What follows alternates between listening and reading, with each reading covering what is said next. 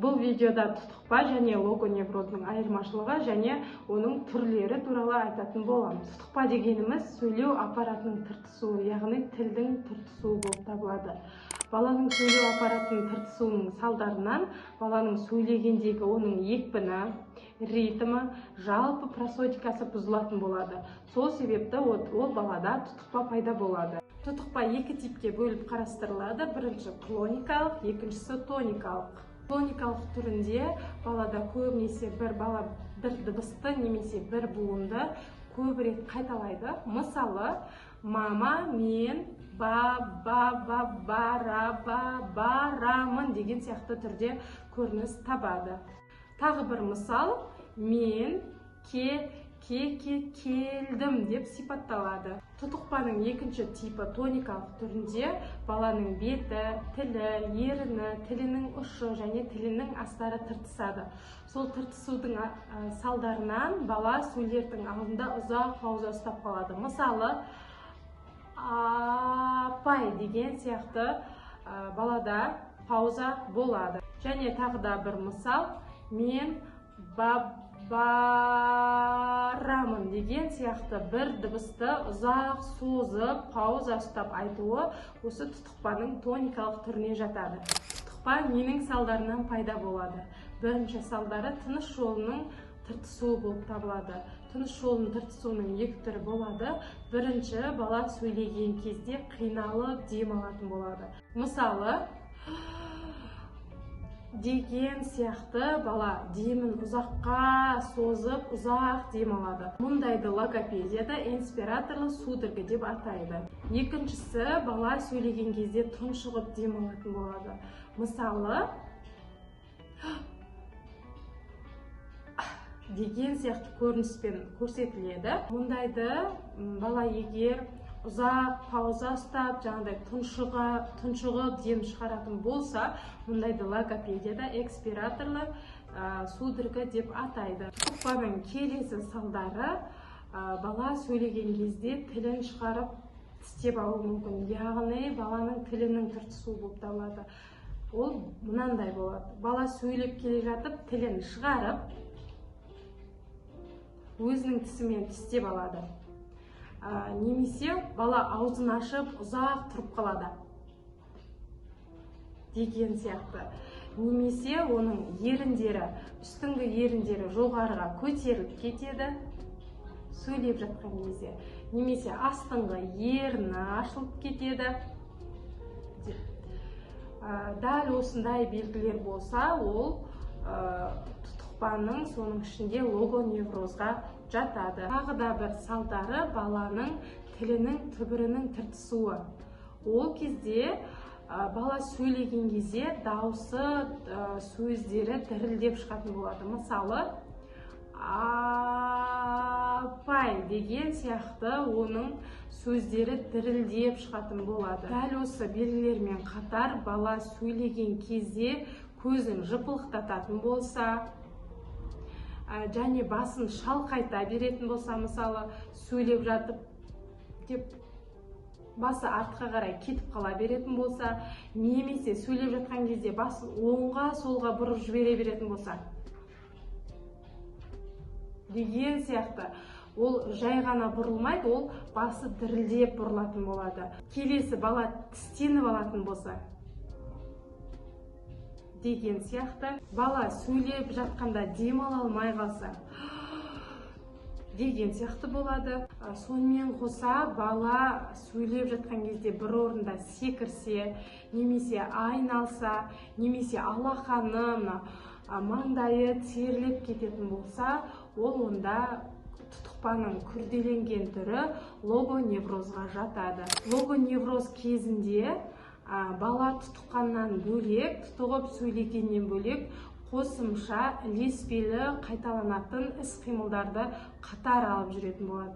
Бала сөйлеп жатады және жаңағы айтылған бір орында секіру немесе теңселу, басын шалқайту сияқты белгілі бір неврологиялық іс-қимылдарды қатар істейтін болады. Ал тұтықпа кезде бала апай мен су іштім деген сияқты жалғастырып кете беретін болады. Яғни жаңаға айтылғандай неврологиялық бұзылыстар қатар жүрмейтін болады. Егер балада логоневроз болса, жаңағыдай айтып өткенде ілеспелі іс-қимылдар бар болатын болса, ол кезде маман міндетті түрде басқа да мамандармен бірлесіп жұмыс жасау керек болады. Өйткені логоневроздан баланы шығару ол өте ұзақ және көп жұмысты талап етеді.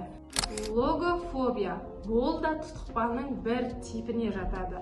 Бұл кезде бала отбасында емін-еркін сөйлейді, ешқандай тұтығу, демаламай қалу деген сияқты ешқандай тұтығудың белгілері болмайды.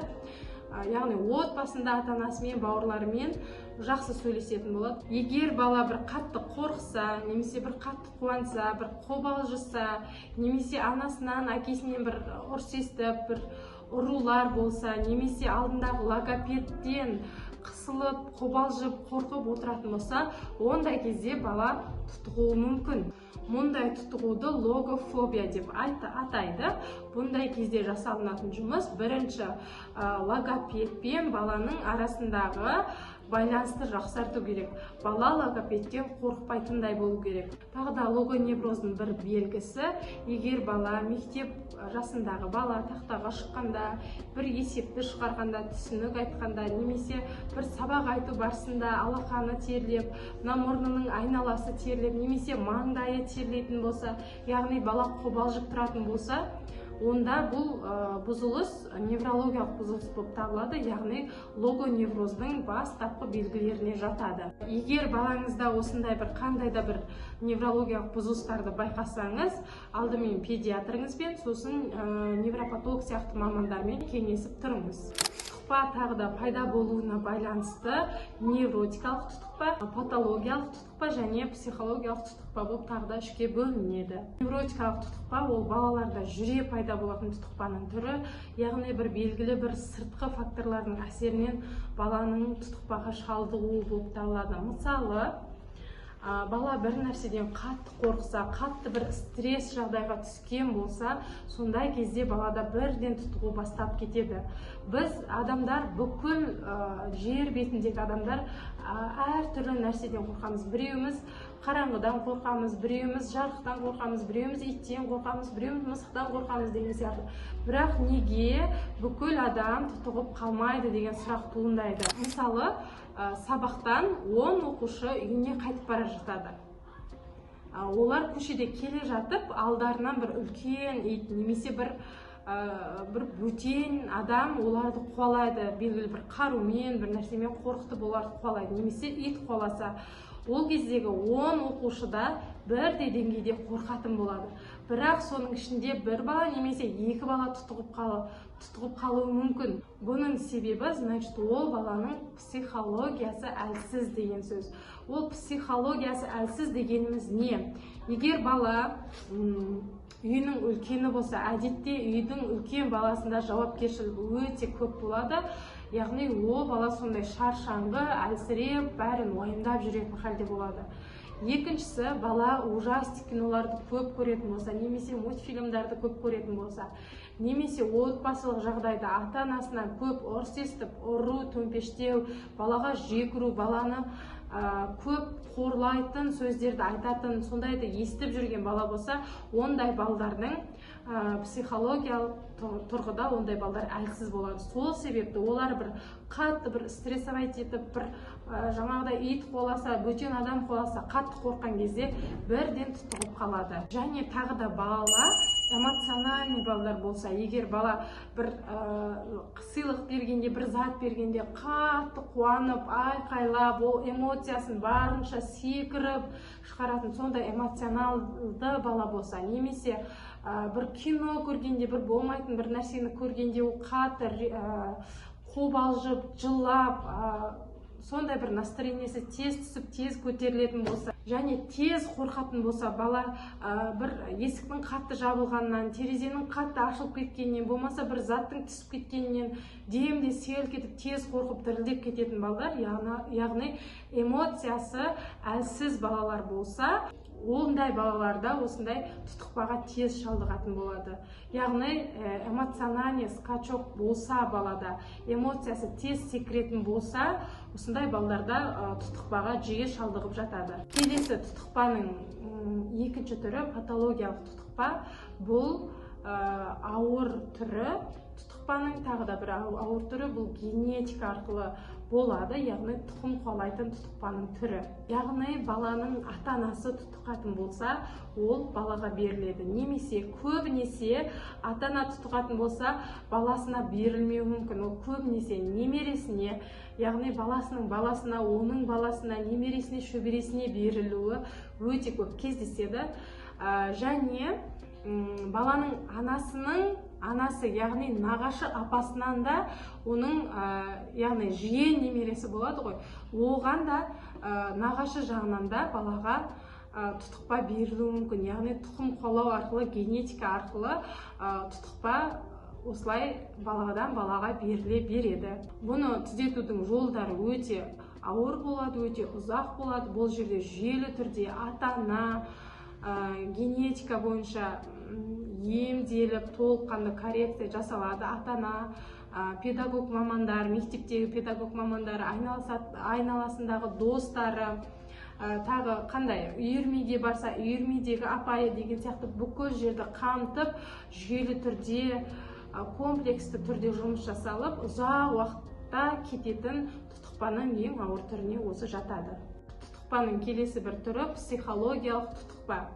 Бала тұтығады, бірақ оның отбасына қарасаң, отбасы өте жақсы, жағдайлары өте жақсы, ата-анасы мейірімді, ұрыспайды, ұрмайды, бүкіл қалағаны болып тұрған жағдайы жақсы, қарны тоқ бала, эмоциясы жақсы шығарады, эмоциясын жақсы ұстайды, бірақ ол бала тұтығады. Не себепті? Ол балада физиологиялық және моральды ол бала әлсіз болуы мүмкін, шаршап жүрген болуы мүмкін. Мысалы, бала мектепке барады түске дейін, түстен кейін ата-анасы бассейнге, домбыраға, биге жазып қоюы мүмкін.